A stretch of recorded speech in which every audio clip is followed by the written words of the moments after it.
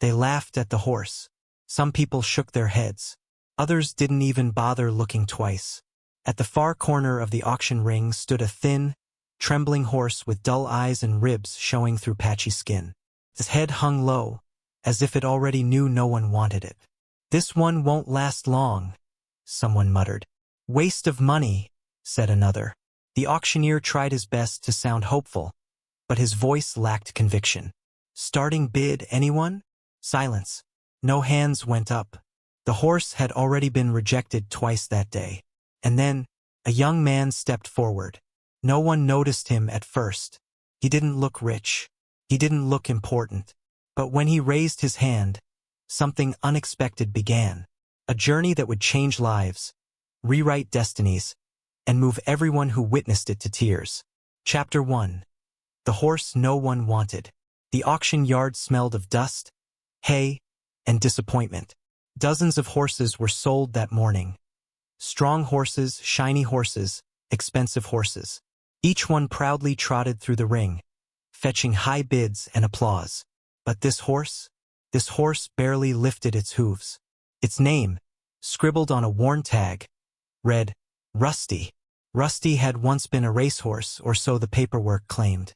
But whatever speed or strength he once had was long gone. His coat was dull. His muscles had wasted away. And worst of all, his eyes showed something deeper than exhaustion. They showed resignation. The vet report wasn't kind. Too old for racing. Poor health.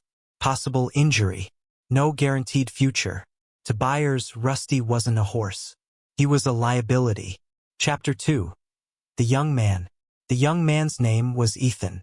He stood quietly near the back, hands tucked into the pockets of his worn jacket. He hadn't planned on buying anything that day.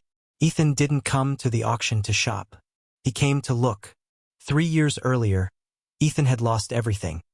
His job, his savings, and the one thing that kept him grounded. His father. His father had been a stable worker his entire life. Horses weren't animals to him. They were souls. Before passing away, his father had said something Ethan never forgot. A horse will always tell you the truth. You just have to listen. When Ethan saw Rusty, something twisted in his chest. That horse wasn't broken. That horse was forgotten. Chapter 3. The moment of decision. The auctioneer side. Last call. Any bids at all? People shifted uncomfortably. Some looked away. No one wanted to be associated with the failure horse. Then, Ethan raised his hand. A murmur rippled through the crowd. Is he serious? He's throwing money away. That horse won't survive the winter. The starting price was low, almost insulting. Ethan didn't hesitate. I'll take him. The auctioneer blinked. Sold. Just like that, Rusty had an owner. And no one, not even Ethan himself, could have predicted what would come next. Chapter 4. A rough beginning. Rusty struggled to load into the trailer. Every step looked painful. Every movement uncertain. People watched silently as Ethan spoke softly, stroking the horse's neck. It's okay, he whispered. I've got you. The first weeks were brutal. Rusty barely ate. He flinched at sudden sounds. Some nights, Ethan stayed awake in the barn, afraid the horse wouldn't make it till morning. Friends told him to give up. You should cut your losses. That horse is dying. But Ethan remembered his father's words. So he stayed. Chapter 5. Trust is built, not bought. Healing didn't happen fast. Ethan didn't force Rusty to work. He didn't push him to run.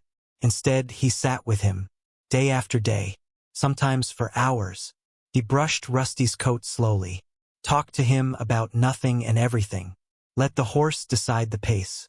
Weeks passed. Then one morning, Rusty finished his food. Completely. Ethan froze, staring at the empty bucket. Then he smiled. It was the first sign. Chapter 6. The first step forward. Months later, Rusty looked different. Still thin but stronger. Still cautious but curious. One afternoon, Ethan unclipped the lead rope. Rusty stood still. Then, hesitantly, he took a step. Then another. And suddenly, without warning, Rusty trotted. Not fast. Not elegant, but free. Ethan dropped to his knees, overwhelmed. The horse everyone rejected was learning how to live again. Chapter 7. The Unexpected Talent. One evening, a neighbor stopped by. He watched Rusty move quietly in the field. "Do you know what you've got here?" the man asked. Ethan shrugged. "A second chance." The man smiled. "That horse still remembers." It turned out Rusty had once competed in endurance events, not racing. Long-distance stamina, not speed. With gentle training, Rusty began to shine. People started noticing. Chapter 8. Return to the auction grounds. 1 year later, Ethan returned to the same grounds, but not to sell. There was an exhibition event. Rusty walked confidently, coat glowing, head held high. The same people who once laughed stood in silence. Whispers spread. "Is that the same horse? No way. That's impossible." Then Rusty performed. Smooth, strong, beautiful. When he finished, the crowd erupted. Some applauded. Some cried. And Ethan? He stood beside Rusty, tears running freely. Chapter 9. The Final Revelation. After the event, an elderly man approached Ethan. "I was there the day you bought him," he said quietly. "I thought you were foolish." He paused. "I was wrong." He handed Ethan a folded paper. It was Rusty's original registration. Turns out, Rusty wasn't just any horse. He was the offspring of a legendary endurance champion, a bloodline worth a fortune. Ethan looked at Rusty, then handed the paper back. "He's not for sale." Chapter 10. Why this story matters. Rusty didn't need a rich owner. He needed someone who believed. And Ethan didn't need success. He needed purpose. Together they found both. Ending. The horse everyone rejected became a symbol, not of profit, not of prestige, but of what happens when compassion meets patience.